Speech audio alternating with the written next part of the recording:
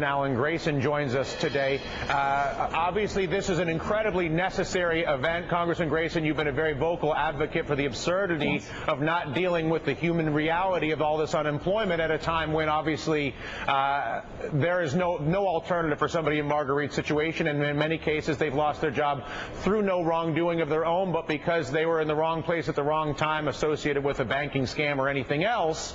But what can you do beyond these Band-Aids, and what can the Congress do beyond these Band-Aids to help people like Marguerite? Well, we have to reorganize our priorities. Less war, more helping people and meeting human needs. We're talking about people here who in many cases haven't had a job for almost 2 years. These are people who last had a job when my 5-year-olds were 3.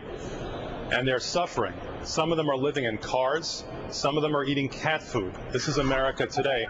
Why do we spend so much money on war when we supposedly find it difficult to find the money to help these people in such dire need?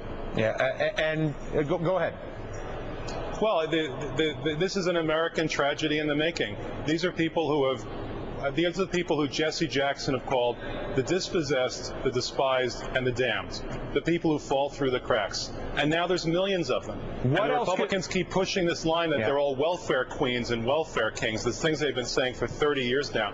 What you see is the face of the two parties. 38 of the 40 Republicans voted against helping these people, voted for selfishness, voted for greed, and the Democrats voted to save these people's lives. What struck me as well, Alan, was the vote for TARP by so many of the Republicans. The banksters have revealed themselves once again today by voting for TARP and the giveaways for the wealthy when the banking system was inside out, and voting against these benefits. We'll deal with that a little bit later, I suppose. What else can the government do, though? Because there's a point where printing money to fill the hole and put these Band-Aids is honestly not going to cut it. No, but that's not the issue, and that was never the issue. The issue is, are you going to help people in need, or are you going to swat them down further? The amount of money that we're talking about here is 1/50th as much as the Republican tax cuts for the rich. But the Republicans had no difficulty voting for that virtually unanimously, and now they vote virtually unanimously against helping people in need.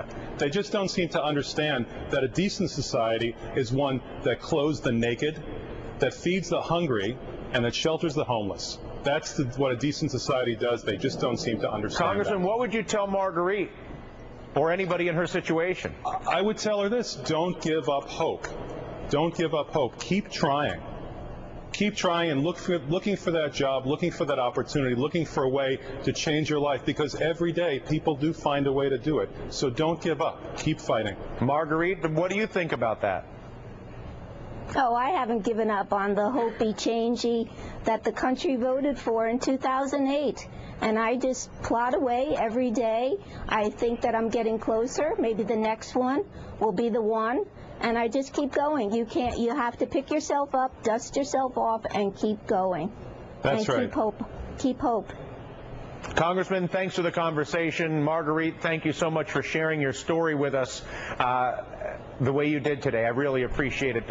Look forward to talking actually to both of you in the near future. Tomorrow we're going to talk, speaking of talking to people, to the man tracking down